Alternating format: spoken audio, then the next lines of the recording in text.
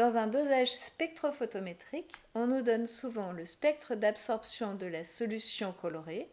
On nous demande quelle est la couleur de la solution et à quelle longueur d'onde doit-on faire les mesures d'absorbance pour doser les ions présents dans cette solution. On observe que la solution absorbe un tout petit peu vers 350-400 nanomètres, mais ici c'est de l'ultraviolet, donc on ne le voit pas. Elle absorbe aussi vers 530 nanomètres. La solution sera dans la couleur complémentaire, c'est-à-dire la solution sera de couleur magenta.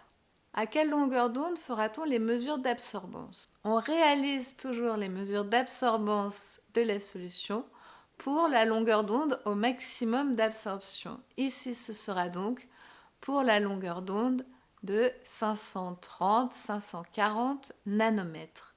Pourquoi?